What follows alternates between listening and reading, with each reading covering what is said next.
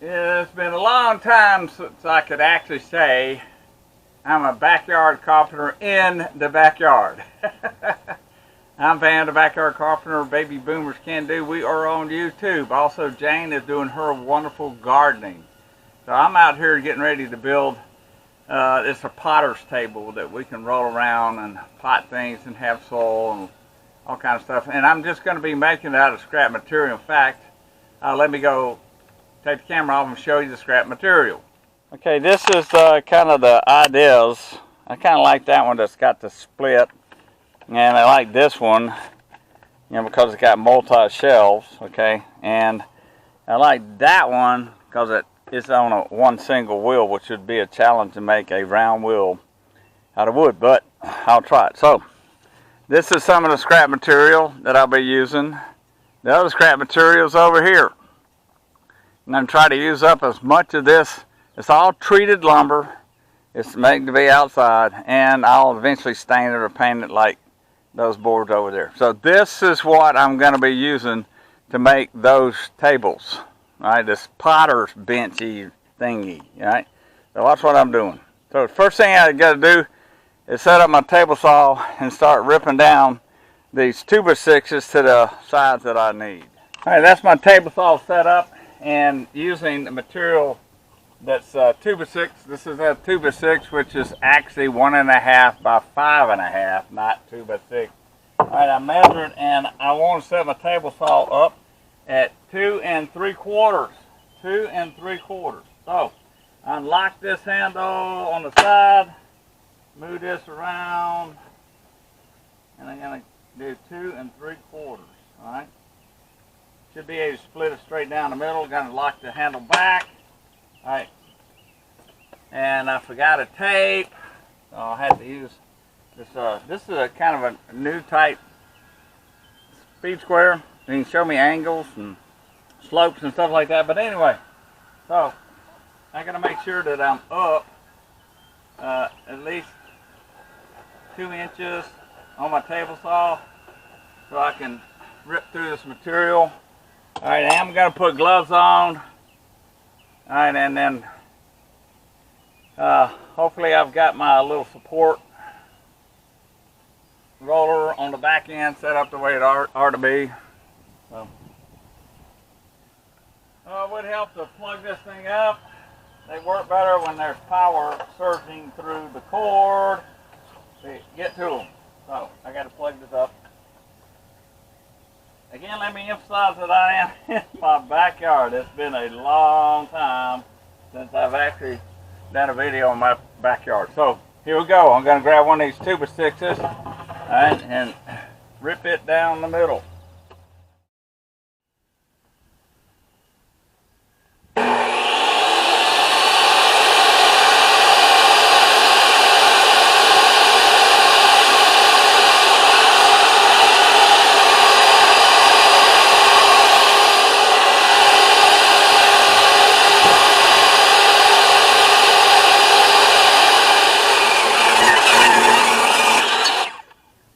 To get some tools. We've got so much extra lumber in the backyard. Come and get it. Clean my backyard out. I'd appreciate it. Okay, after looking at the previous roll-around table that we have, we both decided that 36 inches for the front legs. Now the back legs are going to be a little higher because they're going to have a secondary shelf. But anyway, so I was saying that without you seeing me. Anyway, the front legs are going to be 36. I have not determined what the back legs are going to be yet, so we're going to go ahead and cut this. Because this is a 12-inch slide saw, I can cut both of them at 36 at the same time.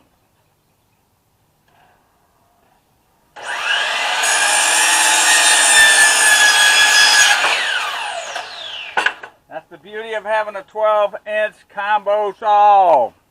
Now I've got to determine the height. So based on all kind of patterns, all right, this one, they just, all right, without everything blown away. All right, this one, they went ahead and just built the pattern and then installed the second. But I'm gonna have like, let's see, this one right here, that the legs go all the way up.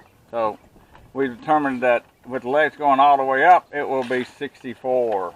So I got to set up 2 pieces at 64. So we determined that we're going to do 64 for the backs. All right, and I've got this handy dandy little speed square that has its own little pouch, hangs on my side. So I'm going to do my line across with my handy dandy fancy speed square, and right on here 64 to let me know that's the one that I want. Right, so I'm putting my handy dandy speed square back in its pouch. The key to doing 2 at one time is make sure that they're flush on the end. Line it up. All right, and cut. Right, so I've marked this one 64 and the other one is 36. So I determined that I want this table base that I'm building to be at 48. So again, what happened? There you go. Okay, so again, I'm putting 2 of them together and going to cut them at 48. All right, then got to go get my screw gun and some probably 2.5 or 3-inch screws to put this together. So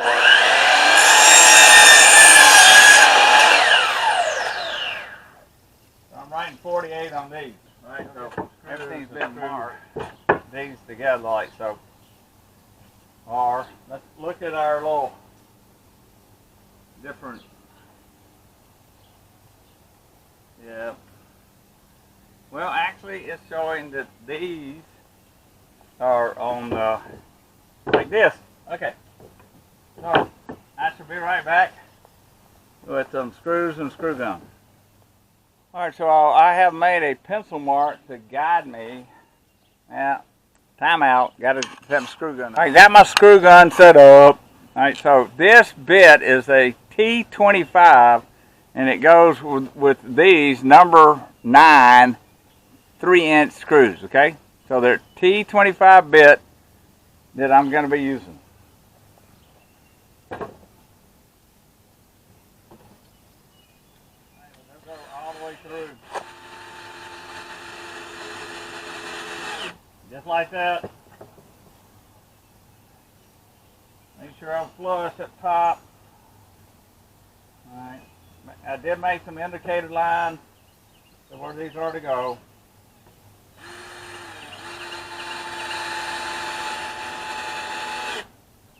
Now I'm going to go down to the other side and do the same thing. Okay, to be able to match the front legs, alright, I've got to come up. This is my back one. Remember, it's going to go on the back. All right, so I've got to run up to 36. All right, got to run this up to 36.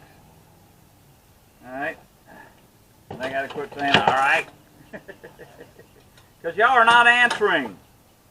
So I ran it up to 36. I'm going to mark 36, telling me that's what I'm running. All right, got to do the same thing to the other side. All right. From the bottom again, coming up 36, to match the front legs. Okay.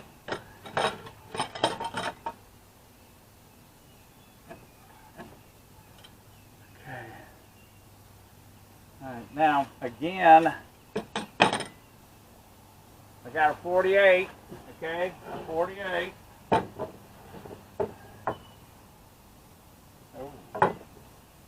Alright, gotta double check something. Alright, so what I'm looking at is my previous legs. I put these braces at the top of 36. Alright, so at the top of 36. So I gotta make sure, alright, this is like this, okay, at the top of 36. Does that make sense? So now she's at the top of 36, and I'm going to grab out my screws. Again, they're number 9 3s, okay?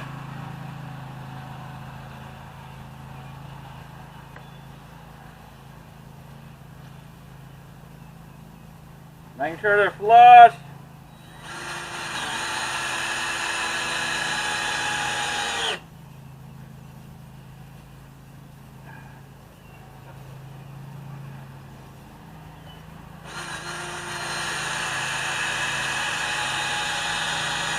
I don't know if you can see from the distance, but cattywankering the screws so they're not lined up on the same plane, because you could possibly split the material doing that. Alright, so I got to line this one up again at 36. Now the beauty of using screws over nails is if I just happen to mess up, I can unscrew it, which is a whole lot easier than trying to undo nails. Alright, so enough of that. Going on to the next phase. With my wonderful fellow backyard carpenter, Jane, we determined that this thing needs to be 24 inches wide, so I'm cutting now 20, both of them at the same time.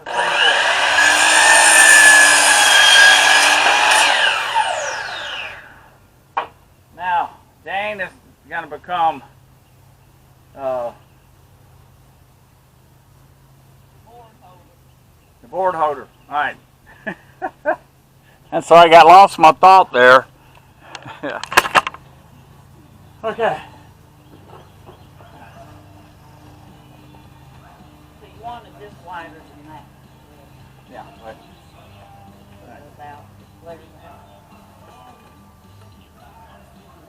Okay, so what we're doing now is we determined that these need to be 24. Jane's going to have to hold this for me and sort of this is safety right here. Safety. All right, I'm going to go down to the other side so you see what we're doing. All right.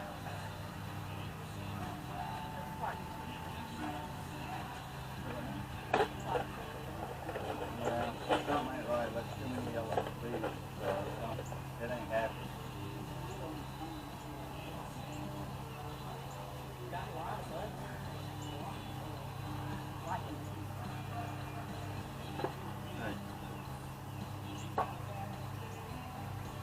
So what I'm going to do is pre-set some of the screws,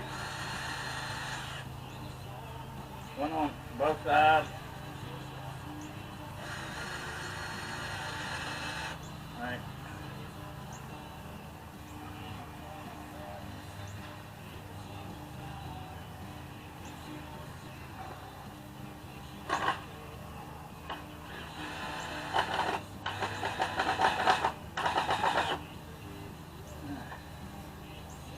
Now, real curious, we're going to send this over this way. All right. And it's going to tell us that, see, that it says right there is level. All right.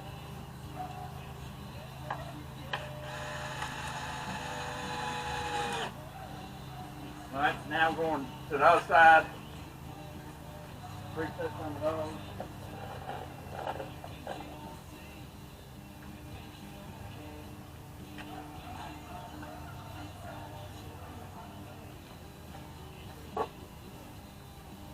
Put some of these in your mouth.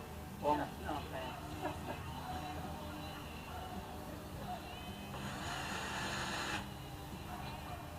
I will.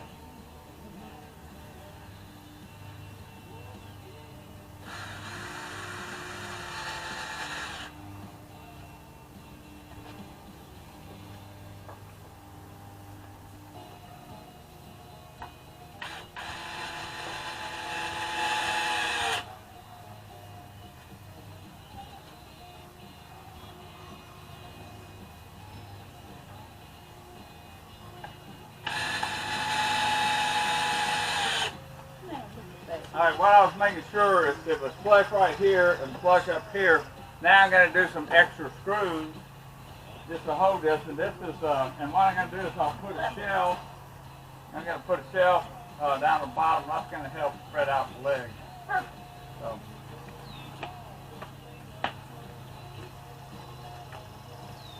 If you want one, call him. He'll build you one.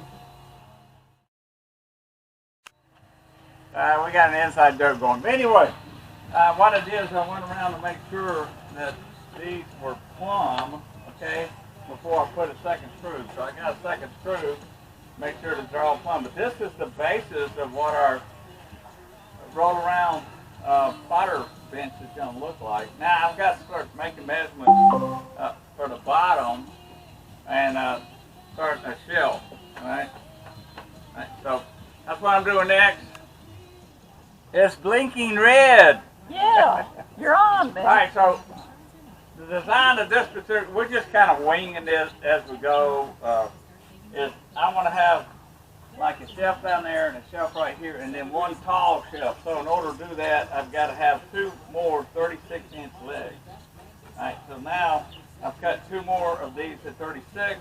I can determine where I want to put them, and then I'm gonna go get my screw gun and screws that I left over at the work table and put it together. So we're coming across here. Let's just say 24. Come across at 24. That'll be the edge. All right, like so. Okay. Same thing over here. 24 like right here. All right. Now I'm going to take my handy dandy, really specialized speed square. Make me an indicator line. Alright, and now I need to go get the screw gun and my camera person will now cut the camera off. I hope I'm getting paid for this.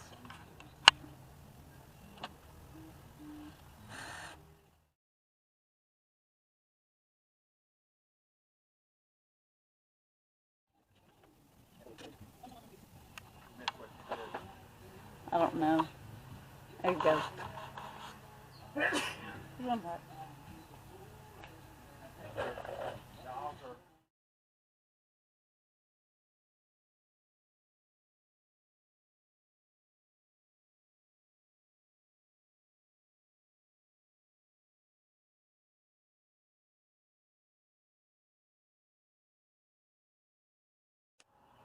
Okay, what I'm doing is this is where our plastic container is going to sit, so we can break the dirt in it and either leave it in it or put it back in the bag. But anyway, these across here ended up being 18. All right, we're going to use my speed square to make sure this is at a 90, which it says it is. So I'm going to go ahead and screw this down. Now the top and bottom are 18, but the one in the middle is going to be a different dimension. So here we go.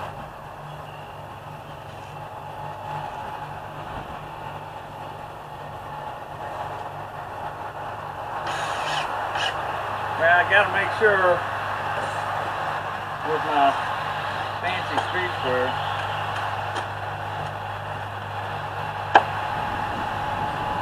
that I'm 90 in both directions. So if it is this way,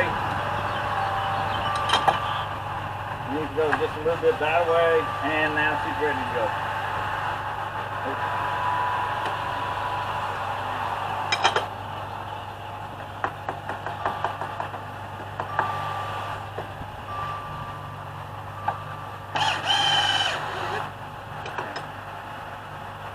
You're going to do the same thing on this side.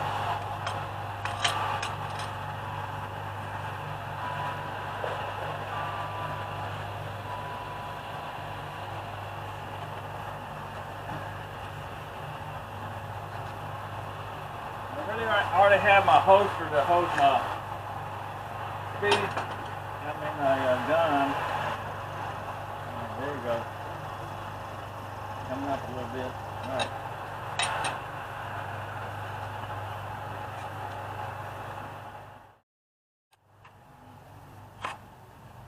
Now I'm starting to put the bracing for the middle shelf. All right, so I've already got one screw started. I'm going to do another screw right here. All right.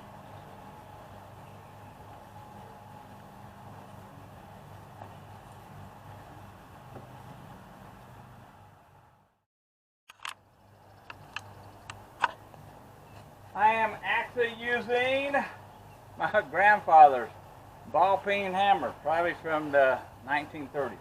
just to tap these in place. Alright, now I'm going to run around to the other one. Okay, and tap it in place.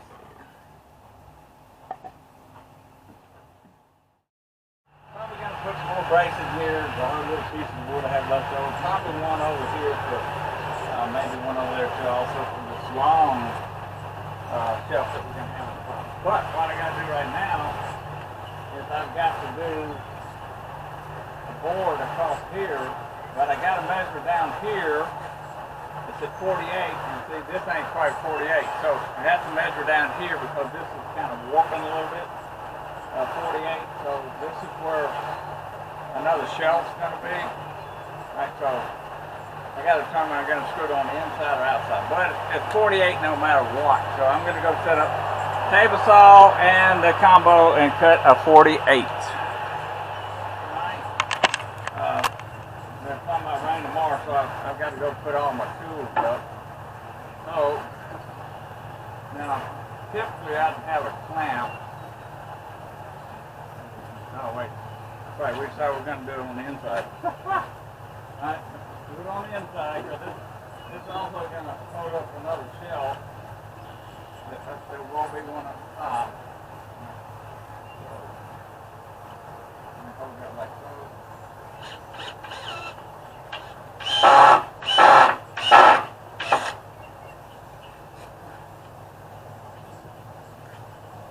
I'm going to try to shove this over now. If I can't straighten it out. Oh, there you go. Now let's not get my thumb if I screw this in. Alright, so that's it for today. I've got this pretty well where I want it. Probably going to do a couple more braces and then start taking little pieces of the leftover. It's actually decking boards for all this, and we got to come up with a pan that's going to go right here. So, I'm Van the Backyard Carpenter, Baby Boomers Can Do. Jane is cooking supper. So we'll see you tomorrow, hopefully, if it's not raining too bad. They are talking about rain. If you're over on YouTube watching us, please like and subscribe. We'd love to hear from you. Got any comments? So later.